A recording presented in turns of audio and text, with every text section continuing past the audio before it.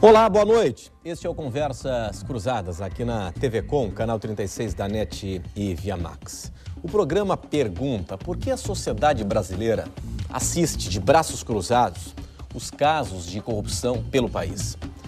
Desvio de recursos públicos, fraude em licitações e ONGs ligadas a políticos que recebem verba do Estado e pouco se sabe o que elas produziram. O crescimento econômico aumenta a tolerância com a corrupção? Onde está a capacidade de indignação do povo brasileiro, dos movimentos estudantis? Está aí o ponto de partida do Conversas Cruzadas aqui na TV Com, que já está no ar.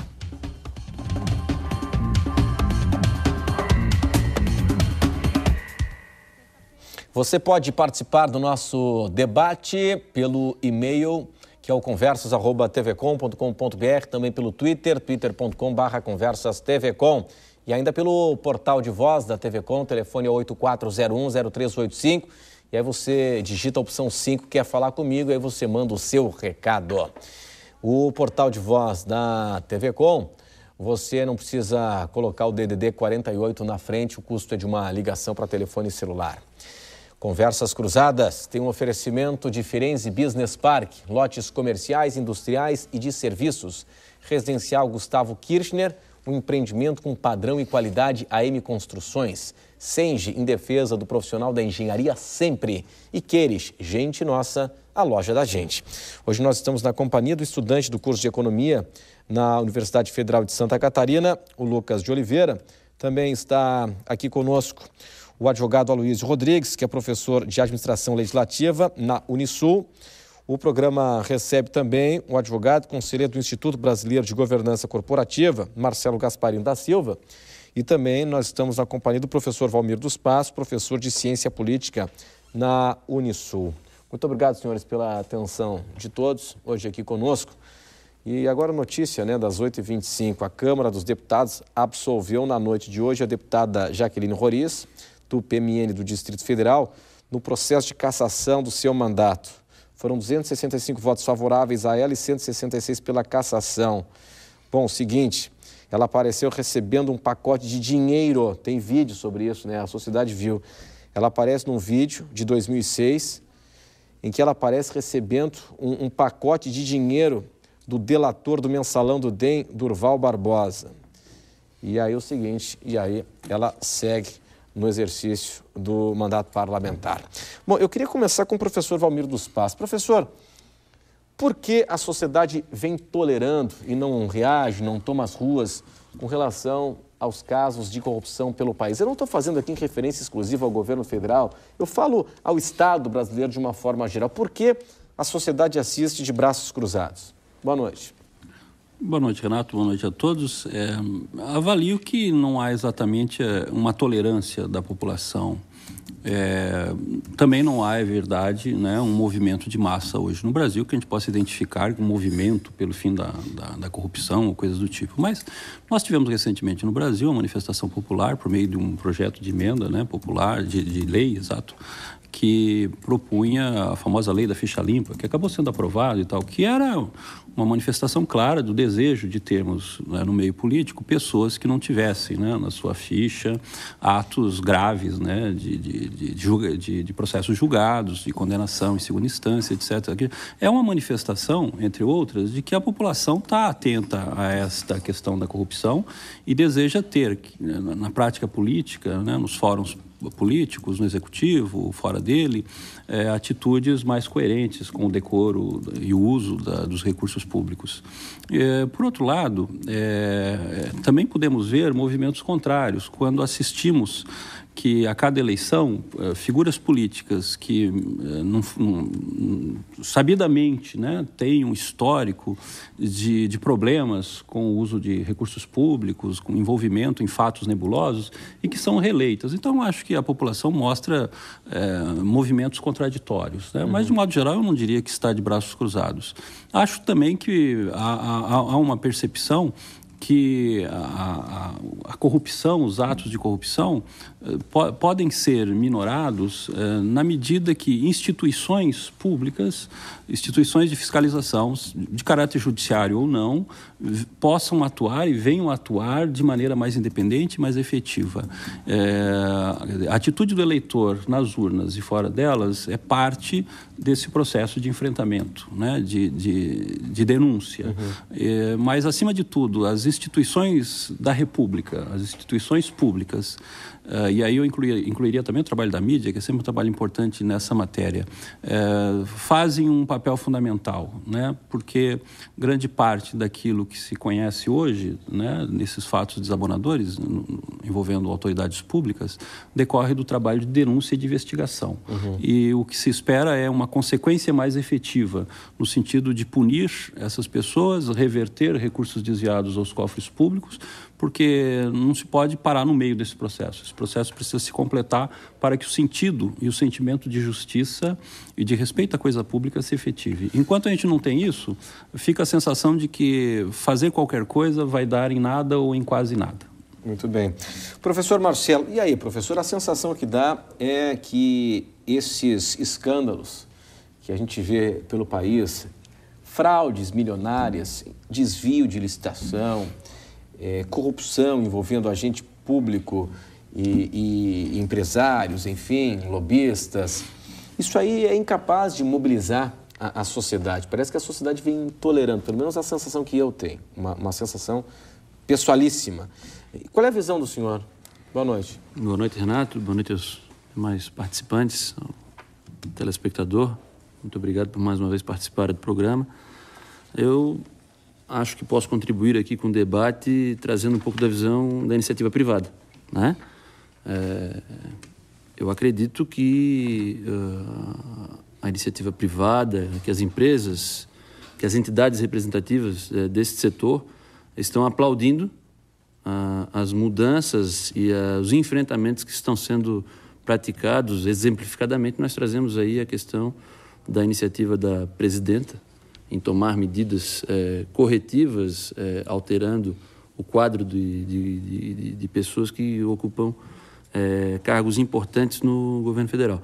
Agora, eu tenho uma convicção pessoal de que o Brasil ele não foi tão fortemente afetado pela crise econômica de 2008, né, e que ele segue num crescimento, né, e numa redistribuição de renda através desses programas sociais que efetivamente são programas vitoriosos. Então, o senhor quer dizer que o dinheiro ele faz com que se abrande a indignação com casos de corrupção? Eu diria que é meu ponto de vista. É isso? Já que está entrando dinheiro, então deixa os caras roubar, é isso? Não é isso que eu estou querendo dizer. Eu estou querendo dizer que... Não estou falando que é a opinião do senhor, eu digo a percepção da verdade. A percepção é que o povo brasileiro hoje ele está mais feliz do que ele estava antes, né? E na nossa política nós vimos um grande exemplo do presidente Lula. Ele era uma pessoa cativante, uma pessoa que conquistava, né, grande parte dos que lhe circulavam, das pessoas que tinham relacionamento com ele, mas que acabou sendo criticado por esse lado também, esse lado privado, pela leniência, pela morosidade em tomar providências, que me parece, né, que a presidenta Dilma, que tem uma postura mais dominante, uma postura mais impositiva, que está agindo de uma maneira diferente. Esse é o meu ponto de vista. Muito bem. Professor Aloysio, e aí, hein? É isso, então, a questão do crescimento econômico, já que está entrando dinheiro, deixa os caras roubar? É isso? Boa noite. Boa noite. Obrigado pela oportunidade de estar aqui. Boa noite também aos meus colegas de mesa. Bem, eu entendo que esse paradigma não deve ser observado. Eu acho que tem que ter esperança nessa busca, né, por esse objetivo de fazer realmente valer e apoiar, né, a presidente Dilma nessa verdadeira faxina, porque apesar de que eu entender de que o Brasil não tem tradição nessa situação de pedir punição para corruptores, como fizemos com as diretas já, Então, eu vejo que nós temos que ter mecanismos, né? Os próprios mecanismos do Estado deveriam, né? Buscar, né? Hoje nós temos aí a Controladoria Geral, né? Temos também outros órgãos, também como a AGU, que podem ajudar nesse trabalho em prol do Estado. Eu acho que as ações populares, a criação de ouvidorias do povo em todas as unidades da federação, enfim, é um trabalho intenso do Ministério Público, né? E não pode prevalecer essa máxima de que se houver dinheiro, pode haver corrupção. Então, eu acho que isso não condiz com o nosso Estado democrático. Pois é, mas então a gente vai tentar fazer um resgate histórico em instantes, né, para tentar entender o que está acontecendo. Será que o que aconteceu no governo Collor é muito menor, é muito maior do que aconteceu hoje? Do que vem acontecendo hoje? Eu não estou falando aqui em governo federal, estou falando em todas as esferas, né? Esfera municipal, esfera estadual e na União, acima de tudo, né? Será que o que aconteceu no governo Collor é tão superior àquilo que aconteceu depois? Tivemos tantos escândalos, né? Agora, nesse início de governo, e é bom que se diga que a presidente Dilma afastou os suspeitos, os acusados, mas é muito forte o teor das denúncias, né? Eu entendo que os escândalos eles ficaram muito mais nítidos agora com toda a mídia que nós temos, né? Então hoje as pessoas estão mais expostas, né? Os mecanismos tecnológicos eles se aprimoraram, então e hoje estão mais evidentes. A coisa está mais visível. Não que ela não tenha aumentado. Pois mas sendo assim, nessa linha, sendo assim, as pessoas deveriam ficar mais bem informadas e, consequentemente, mais mobilizadas na sua indignação, imagino, né? Não. Será que não? As pessoas estão mais bem informadas. Elas estão sabendo, as denúncias estão mais espalhadas pelo país. Elas chegam a mais pessoas. Esse processo contra a corrupção, ele é um pouco diferente daquele processo do presidente Collor, do ex-presidente Collor, porque ali tem um cunho muito político de fundo. E hoje não consegue se embalar, vamos dizer, uma mídia, um movimento social nesse sentido, porque ele não tem um conteúdo político. Então, isso ajuda também. Hoje nós estamos vendo, como o professor falou, nós temos já o movimento do Ficha Limpa, né? Hoje, por exemplo, o Globo publica diariamente um depoimento de uma personalidade importante acerca desse problema de corrupção.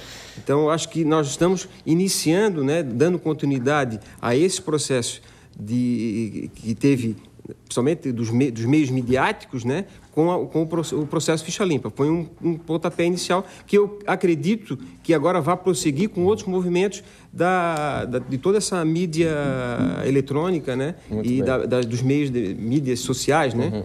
Muito bem. Lucas, os opositores, desde a época do governo Lula, a oposição ao governo Lula, dizia o seguinte, que o governo Lula, o então governo Lula, cooptou os movimentos sociais, controlou os movimentos sociais, fazendo o quê?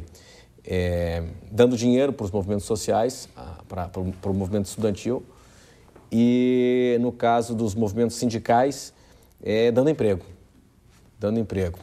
E por que a estudantada assiste a tudo de braços cruzados? Bom, primeiramente, boa noite a todos, né?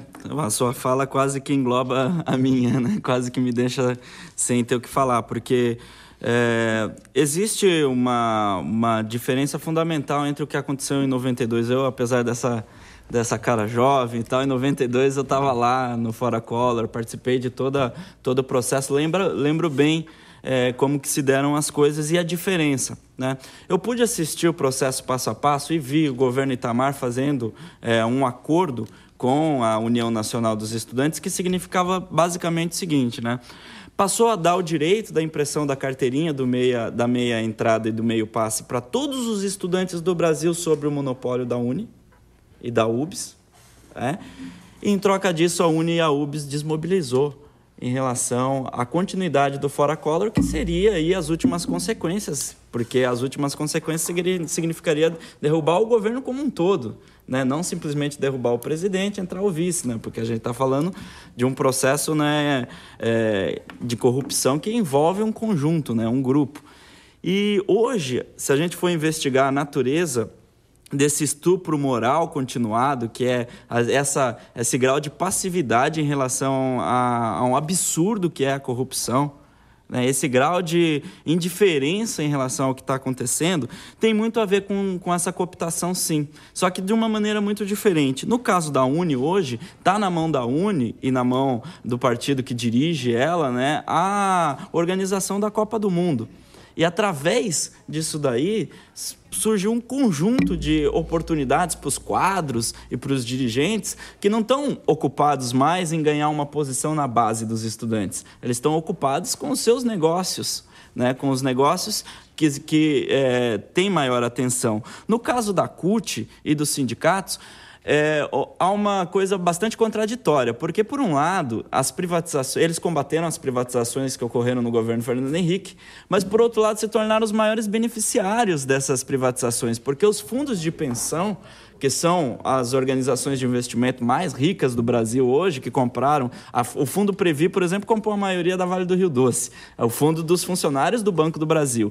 O fundo dos funcionários do Banco do Brasil tem lá uma grande parcela que é sindicalista, né? Que na década de 80 era dirigente sindical, na década de 90 se tornou dirigente do fundo. E hoje está atuando dentro dessas empresas, dessas grandes estatais. Uhum. Então, também do lado do governo, né? Do lado do PT, que combatia, que era colocado como combatente a esse tipo de relação, se viu ele encalacrado numa organização em que ele precisa redistribuir o Estado entre partidos, garantir uma certa defesa desses partidos, mesmo que eles sejam corruptos e que eles estejam atuando de uma forma ruim para o Estado, tem que garantir porque faz parte da base da governabilidade. Então, aquelas organizações que teriam um interesse, que na década de 90 tiveram interesses em promover grandes mobilizações e grandes manifestações, hoje elas só têm um interesse, que é impedir mobilizações e grandes manifestações. Isso está na base do fato de a gente não ter grandes manifestações contra o que está acontecendo. E uma coisa que eu queria dizer, né? Faxina o caramba, sinceramente, né? Faxina nada. Faxina a gente faz, né, numa situação em que de algo incontrolável. A gente não está falando de algo incontrolável, a gente está falando da continuidade de um governo que teve 8 anos com os mesmos parceiros, com as mesmas pessoas e que não começou uma atividade organizativa agora. Não, essa atividade organizativa já vem de muito tempo e esse é o procedimento. Haja mensalinho, haja mensalão, haja todo tipo de espécie de conexão. Eu só não sei, para terminar, eu só não sei se as pessoas são más por natureza ou se é a natureza do próprio sistema que faz as pessoas ficarem assim. A gente vai para o intervalo e em instantes estaremos de volta aqui na sequência do Conversas Cruzadas na TV Com, mas atenção, micro e pequenos empresários. Amanhã, dia 31 de agosto, encerram as inscrições para o Prêmio MPE Brasil 2011. Para outras informações, basta entrar na internet, o endereço é premiompe.sebrae.com.br. Até já.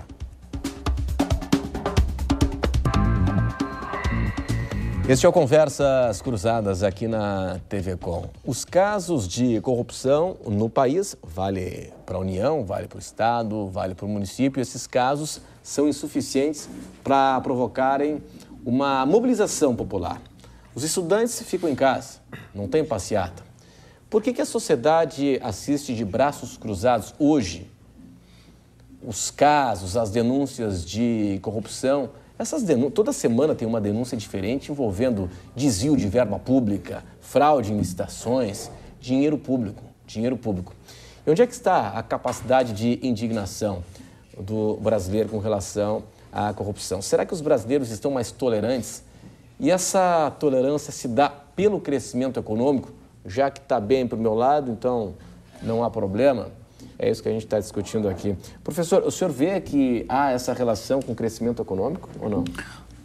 Não diretamente. O que eu diria, Renato, é que a tese, né, de que o êxito, a tese mais do que um valor social, de que o êxito financeiro né, ele acaba subsumindo, ele acaba resumindo o sucesso de uma pessoa. Né? Então, as pessoas, a partir desses valores, são avaliadas se conseguiram êxito profissional, se conseguiram aquela bela casa, aquele belo carro e tal. No final de contas, é isso que importa. Quer dizer, os meios utilizados, as práticas, os caminhos percorridos para esse êxito tornam-se secundários diante da magnitude do próprio êxito, do êxito financeiro. Então, de modo geral, as pessoas, e eu colocaria isso dentro das escolas, dentro do meio universitário, que é o meio onde eu atuo, onde eu trabalho, as pessoas estão essencialmente preocupadas em conquistar, né, tecnicamente, a condição de, no mercado de trabalho, brigar sempre para os melhores postos de trabalho, que significa os melhores salários e tal. Quer dizer, aquelas bandeiras, aquelas utopias de mudar a sociedade, de transformar a sociedade, né? Eu não diria que acabou. Dizem que a ideologia morreu. Eu não diria, uma pena, né? Não morreu. Não. Essa morreu, ou pelo menos essa está em crise. Sim. Porque quando você afirma também o valor da liberdade, do mercado, né, do sucesso final, isso também é uma ideologia. Né? Claro. Então, os estudantes, pelo menos a grande maioria, e particularmente nas instituições privadas, eles estão lá para, de fato, se aparelharem profissionalmente e disputar em melhores condições no mercado de trabalho. É o jogo, ter mais né? êxito. É o jogo. Então, esse jovem, ou nem tão jovem, ele vai lá interessado em cumprir lá com as suas tarefas. Ele não vai lá no centro acadêmico, ele não participa das reuniões, porque ele diz, olha, isso aí, sinceramente, não vai me trazer nada. Eu estou aqui para outra coisa. Né?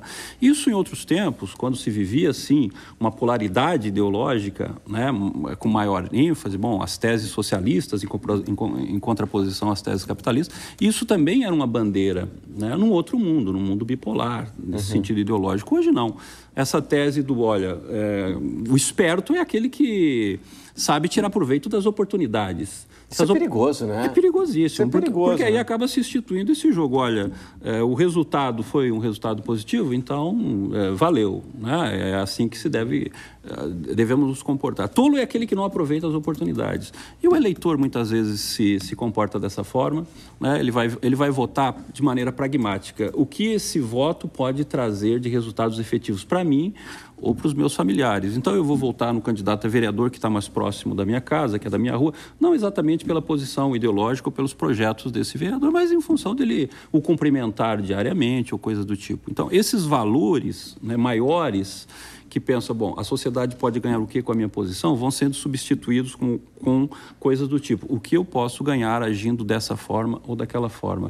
No final de contas, não há um estranhamento entre as práticas que se vê nas altas esferas de governo, que envolve milhões, e as pequenas práticas do nosso cotidiano, que envolvem pequenos favores. Claro, são esses delitos do dia a dia também, né? Que é corrupção também. Claro. Eu gostaria de fazer um paralelo, então. Pois não? Porque foi colocada apenas a questão econômica e que a população não foi à rua porque ficou evidente que existia indícios de corrupção e a presidenta tomou uma providência. Eu fico muito mais preocupado quando a população não vai à rua, quando se assassina um magistrado, uma magistrada, como aconteceu no Rio de Janeiro, né? Onde se atenta ao maior bem do ser humano é a vida. Né? E o que houve? A população evidenciou a sua revolta? Eu fico um pouco tranquilo em analisar o seguinte, houve uma providência em face de uma situação errada que foi constatada. Nós vivemos no Brasil, eu não tenho dúvida, uma crise moral. É uma crise relacionada ao descumprimento dos preceitos legais. Mas essa crise começou em 1808, né? Sim, mas nós estamos hoje enfrentando de uma maneira mais clara. Como foi dito, os princípios éticos hoje de uma emissora de rádio e televisão, elas permitem que alguns assuntos que antes eram tabus venham ao debate, né? Mas eu faço o paralelo. Onde é que outros que permanecem qual foi a reação da agenda da mídia também. Né? A mídia joga a luz naquilo que lhe interessa e oculta o que não lhe interessa. E hoje, inclusive, nós conversamos aqui fora do ar sobre a questão da nova lei de licitações, aliás, a medida provisória que foi transformada em lei, que trata aí das obras de licitação e abre uma série de brechas na legislação licitatória, permitindo atos secretos e uma série de... Copa do Mundo e Olimpíada, né? Copa do Mundo, Copa do Mundo, tem antes tem a Copa do Mundo, tem a Um ano antes tem a Copa das Confederações. Tem a Copa do Mundo, tem a Copa do Mundo, depois tem a Copa do Mundo, tem os Jogos Olímpicos, tem os Paralímpicos, quer dizer, é toda uma movimentação financeira que vai dar margem a uma corrupção de grande monta, né? Isso aí, quer dizer, os atos são uma espécie de atos secretos, onde a lei de licitações, ela é... Como é que se chama mesmo? É um termo... É um regime diferenciado de contratações, né? Alguma coisa assim, né? Que o seguinte, os critérios aqui estabelecidos na lei de licitações, esses critérios são meio que esquecidos, flexibilizados e abrem margem para corrupção, para contratos direcionados, né? E não houve reação. Houve uma reação das corporações, enfim, né? De alguns grupos, enfim, mas a sociedade não tomou conhecimento. O argumento do governo é de que, na verdade, se mantém o sigilo sobre determinadas etapas do processo licitatório para evitar a combinação de preços entre as empresas, né, que estariam interessadas em tal obra ou em tal serviço. Essa foi... Porque seria absurdo, para dizer o mínimo, que o governo estivesse propondo o segredo no processo licitatório para obras dessa magnitude, que serão muitas, as oportunidades serão muitas. Me parece que a técnica é evitar a combinação, que certas informações servissem, né, a práticas escusas. Uma professora, até ali na revista Voto, né, especialistas comentando esse tema, e foi entrevistado o autor da Lei 8666, né, que é a lei das licitações. E ele disse justamente o seguinte, né, que é uma falácia essa história aí de trazer agilidade, de evitar a combinação de preço, redução de gasto, que é uma falácia. Isso aí vai abrir justamente margem para tudo aquilo que não se quer, que é corrupção, que é direcionamento de contrato, enfim, né? E a gente teve só os reclames, né? Só a reclamação, a contestação por parte de especialistas na área, né? E parece que a questão aí é fiscalização rigorosa, com os agentes públicos que têm essa função. O tribunal, as agências. Agora, a pior coisa que me parece que podemos fazer, e aí voltemos a essa questão mais original do programa, quer dizer, da indignação da população, etc., é achar que vamos combater a corrupção ou minorá-la a partir de uma atitude de valores, né? Vamos, então, apelar pela moralidade, etc. Me parece que isso, sim, é chover no molhado. Ou, institucionalmente, né, organizamos as ações do governo e a relação do governo com a iniciativa privada. E aí já vamos colocar o processo eleitoral nesse meio. Porque enquanto tivermos financiamento privado de campanhas e campanhas milionárias como temos, não adianta tentar estancar essa sangria. Sim. Porque os partidos, quando eles vão fazer parte de uma coalizão de governo, eles estão interessados em participar do ministério, da diretoria, da presidência dessa ou daquela entidade. Por quê? Porque eles estão pensando no fortalecimento do partido na próxima eleição. A instituição do financiamento exclusivamente público de campanha, com o melhor aparelhamento das procuradorias eleitorais, né, com critérios mais técnicos e mais eficientes de fiscalização dos gastos das campanhas eleitorais. É um caminho necessário e obrigatório se a gente quiser, né, fazer o enfrentamento desse problema. Não se trata de uma questão moral. Nós não estamos vivendo crise moral nenhuma. Nós estamos aí assistindo as regras do jogo serem jogadas. Tá? Se as regras são essas, se para eleger um deputado federal é preciso 1 milhão, 2 milhões de reais, nós vamos continuar assistindo esse mesmo tipo de prática. Assim, mas nós estamos condenados a isso? Ou para mudar esse quadro é com mais educação, com uma base da pirâmide mais crítica? Não há nada que possa associar a educação com princípios éticos. Muito pelo contrário. Nas escolas se aprende esperteza, se aprende esse valor do sucesso, da eficiência do mercado técnico e do mercado profissional. Então, professor? Nós, há uns 7, 8 anos, nesse programa, nos sentamos para discutir o projeto de reforma política eleitoral no país. Naquele momento eu mostrava ceticismo, outras pessoas mostravam. O ceticismo continua. Quer dizer, se a gente depender dos atuais congressistas deputados e senadores, para fazer um mínimo de reforma política eleitoral, nós vamos ficar esperando eternamente. Eu acho que é muito mais eficiente a população, as organizações, não a população em geral, porque isso é uma abstração, mas as organizações da sociedade civil tomarem essa pauta da reforma política eleitoral como um meio de se chegar à melhor eficiência no uso dos recursos públicos. Esse é um caminho mais pautável do que a tese de ficar apelando para a consciência moral. A tese da consciência da moral é um discurso vão.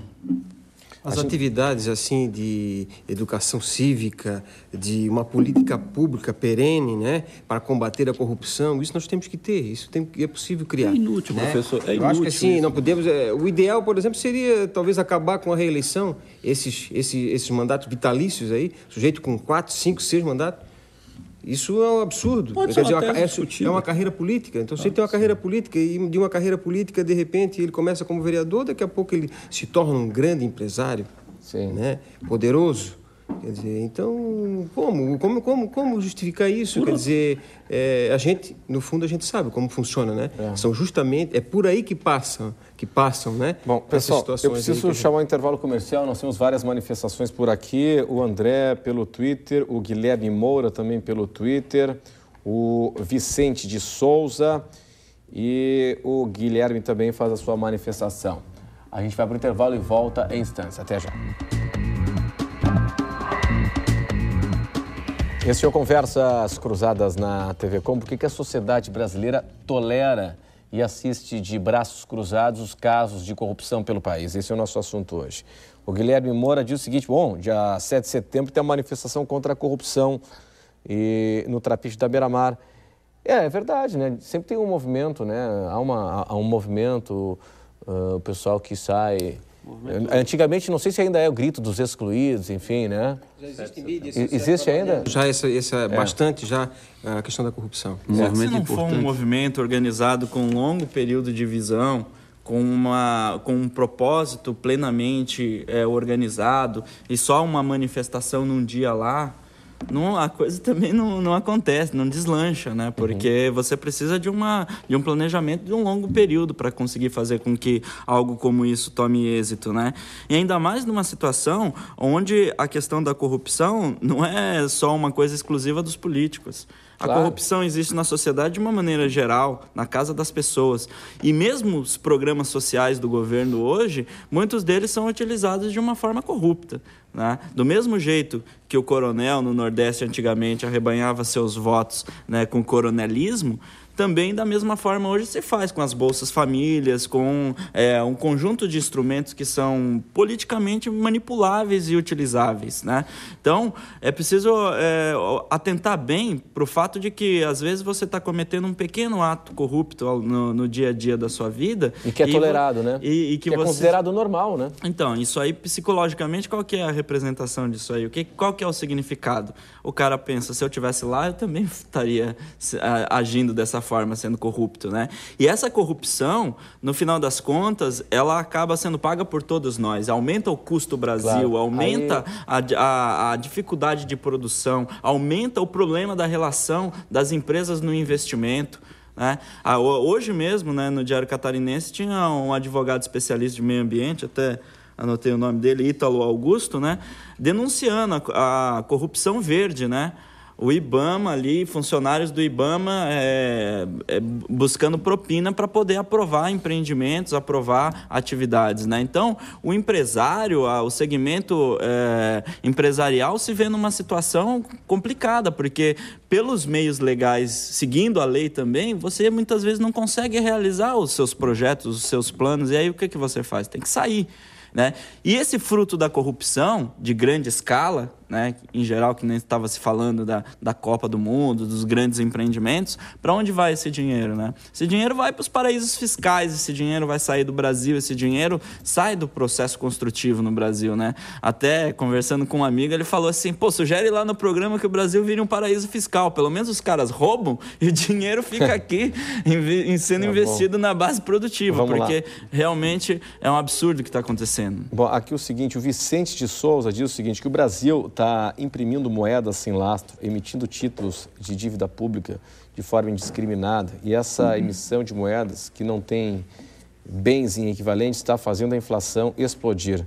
Eu não tenho informação se o Brasil está emitindo moeda. Não. Acho que não. A emissão de títulos, na verdade, ela acaba retirando o dinheiro do mercado. Emitindo moeda, o Brasil não está, não. Todos os dias se destrói e se inventa moeda. Isso é normal do sistema financeiro. Aqui o povo está anestesiado, está dizendo aqui o Vicente, esse ano o orçamento não fechou e faltam 60 bilhões. E aí está dizendo, dá-lhe mais emissão de título da dívida para cobrir esse déficit. É o que diz o Vicente. Obrigado, Vicente, pela sua atenção aqui conosco. Eu tenho aqui ainda a opinião do Guilherme. Há jovens com vontade de mudar e com gosto por política. Nem todos os jovens são conformados, só que o sistema inibe grandes manifestações. Aqui nós temos o André pelo Twitter. A população não vai à rua porque há dois tipos de indignação político-social. O de ficar indignado por acreditar que algo é errado e o ficar indignado por ter ficado de fora e não poder lucrar. É que tem aquela história, né, que até estava acompanhando um curso aí sobre jornalismo e tal, e aí tem um jornalista que trabalhou em jornais de grande circulação pelo país, em revistas nacionais, e trabalhava na linha investigativa. E ele disse o seguinte, olha, normalmente, gente boa não tem história boa.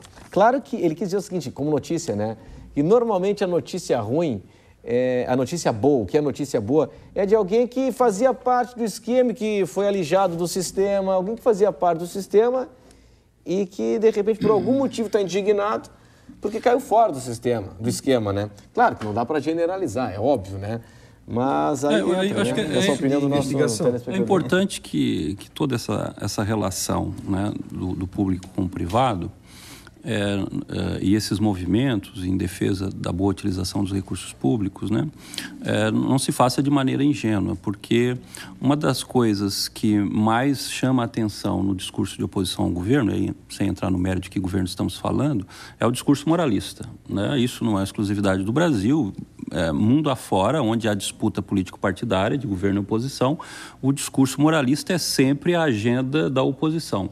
E sempre se procura imputar ao governo práticas, né, de corrupção, etc. Então, parte desse discurso é o discurso que faz parte do jogo político, né? Muitas vezes se supervaloriza determinados episódios, né? Se procura manter determinados episódios dentro da agenda. Isso é o papel da oposição, faz parte desse jogo democrático institucional.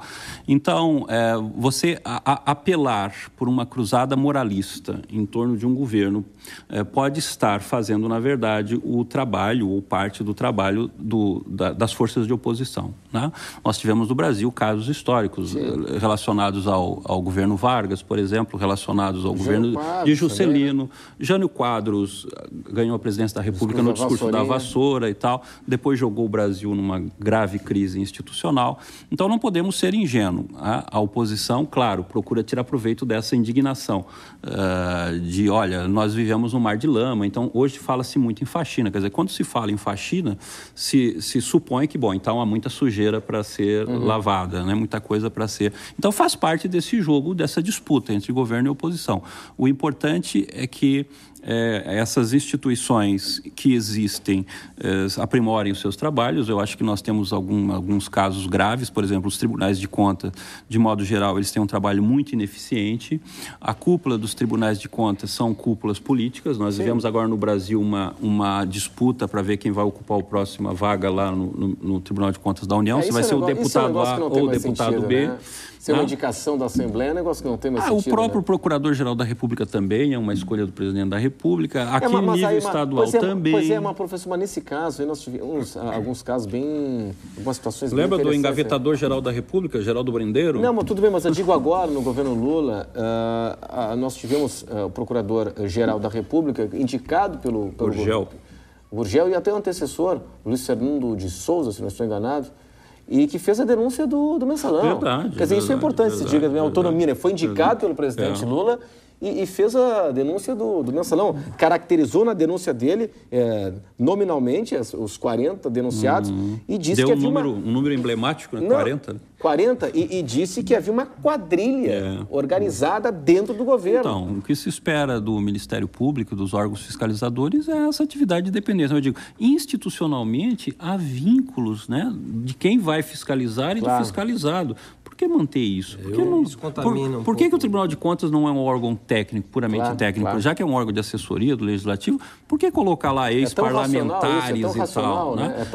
Nós temos uma relação entre poderes instituídos que nem sempre é uma relação republicana. Claro. Recentemente, em Santa Catarina, nós vivemos uma situação em que o ex-governador manobrava para que o presidente do Tribunal de Justiça assumisse por alguns dias a titularidade do Executivo. Isso é uma prática republicana? E o presidente do Tribunal de Justiça aceitava, né, fazer parte desse joguinho. Não, agora eu sou o governador do estado por alguns dias. Francamente... Bom, pessoal, eu preciso peço licença, a gente vai para o intervalo rapidinho e em instantes estaremos de volta. Até já.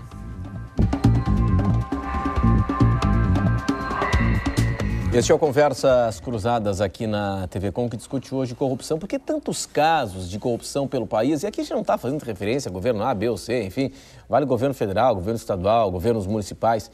Por que os casos de corrupção são incapazes de criar uma mobilização popular, uma mobilização como aquela que aconteceu para retirar o Collor contra o governo Fernando Collor de Mello? É o que a gente está discutindo aqui.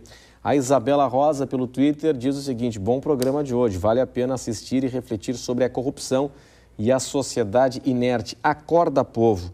Lucas, daqui a pouco eu quero saber o que pode acontecer, ou o que precisa acontecer para os estudantes acordarem e tomarem as ruas. Daqui a pouco. Vamos com a capa do Diário Catarinense para esta quarta-feira. Vamos lá com o DC? Tá aí o DC. Herança da chuva.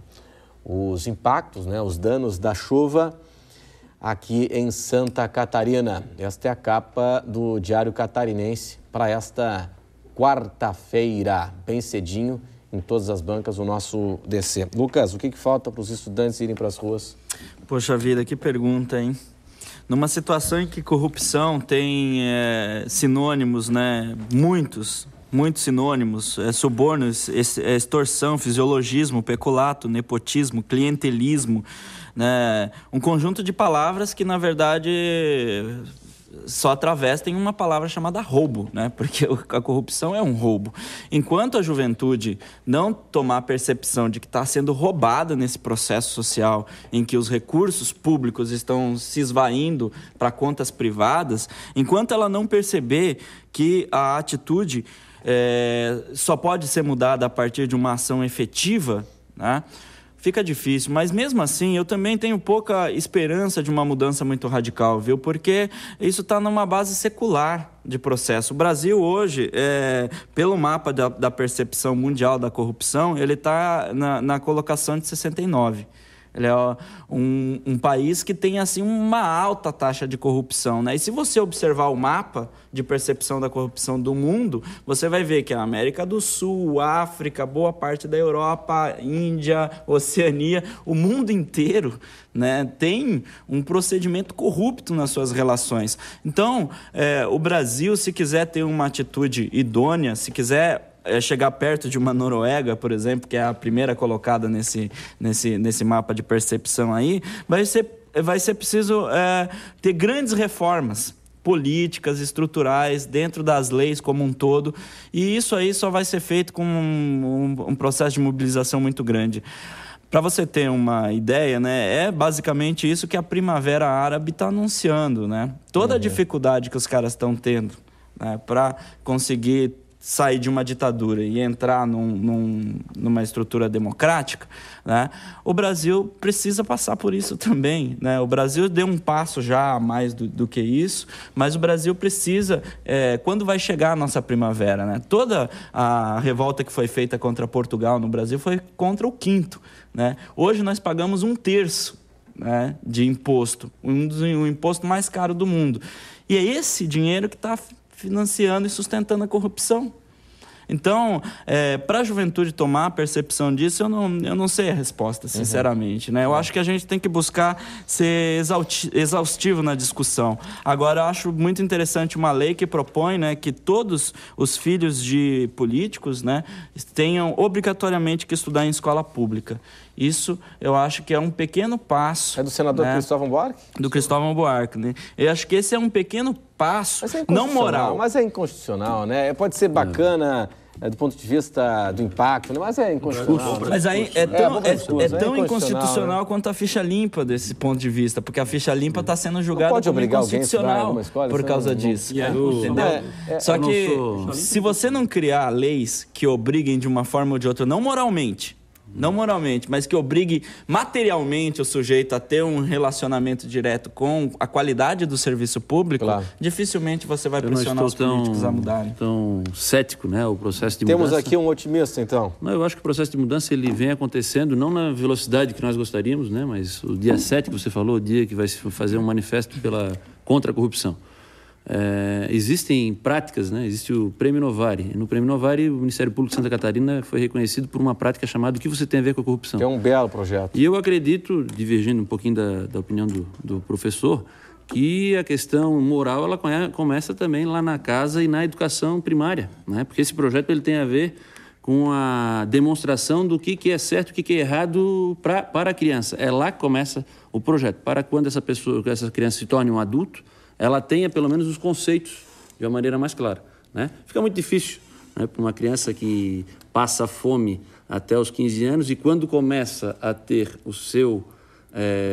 a sua riqueza, por menor que seja, ela tem a perfeita compreensão do que é certo e o que é errado quando ela começa a botar algum tipo de qualidade de vida na casa. Então eu não sou tão cético ao ponto de dizer que não temos uma solução. Acho que a coisa não está na velocidade que nós gostaríamos, isso não há dúvida, né, que o grau de corrupção é muito alto e que, infelizmente, você está certo, né? Nós vivemos num país com a maior carga tributária do mundo, entramos numa desaceleração da economia e nós não verificamos o Estado tomando uma previdência. Ele continua gastando mais do que deveria. Não tem a maior carga tributária do mundo, isso é uma falácia. Não tem? Não tem a maior carga tributária do mundo. Além do que o cálculo que se faz da carga tributária embute valores que não têm o menor cabimento. Isso faz parte do discurso ideológico. Colocar FGTS, colocar a Previdência como carga tributária não faz o menor sentido. Fundo de pensão não tem nada a ver com carga tributária. E esse aspecto importante, né, de ver a política como ela é, não a partir de valores, quer dizer, entre a política de Platão e a de Maquiavel, eu fico com Maquiavel. A política é o que é. Não dá para requerer da política a moralidade privada. A política tem a sua ética. Nós precisamos reconhecer a ética, não na política, mas da política. Então, você acha que a carga tributária no Brasil, ela tem ela pode, inclusive, aumentar. Ela pode, inclusive, aumentar. Nós podemos chegar a 40%, 45%. O que nós temos que analisar é quem sustenta o Estado. Infelizmente, são as classes populares, os assalariados, que sustentam o Estado.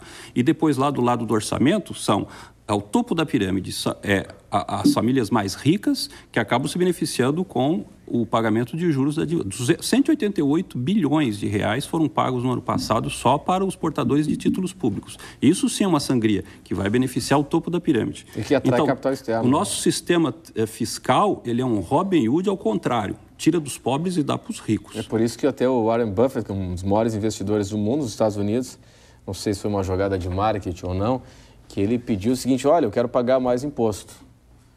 Mas é claro, quem fala isso é Everardo Maciel, ex-secretário da Receita Federal, um homem do Democratas, de extrema-direita. Rico não paga, banqueiro não paga impostos no nosso país. Quem sustenta o Estado é a população assalariada, a população na proporção renda-imposto, quem paga mais é o trabalhador. Não tenha dúvidas, por várias razões. Então, nós podemos passar a nossa carga tributária, não é de 33%, é menos do que isso, é na faixa de 20%. Podemos passar para 40%, não tem problema nenhum. Agora, nós vamos exigir justiça fiscal nesse país. Esse discurso, senhor, é um discurso que... Haja fé. É um discurso que enfrenta muita resistência no setor empresarial, né? Os empresários fazem o papel deles. Onde o discurso é da alta carga tributária. Empresário não é cliente do SUS. Empresário não tem filhos na escola pública. Empresário tem segurança privada. Por que o empresário vai querer pagar imposto? Como não tem filho na escola pública? Para que vai querer pagar imposto? E o microempresário? Mas isso aí é um bullying contra os empresários. Os microempresários. Nós temos uma grande camada de empresários que mantém a escola privada. As pessoas. Agora você que está tendo uma posição ideológica. Empreendedor individual, realmente ali que está começando, esse está na escola pública. Senhores, muito obrigado pela atenção de todos. Hoje aqui conosco no Conversas Cruzadas na TV Com. A gente volta amanhã às 10 da noite. Programa este, ele é reprisado nesta quarta-feira ao meio-dia. Conversas Cruzadas, quem decide tem opinião, assiste. Tchau.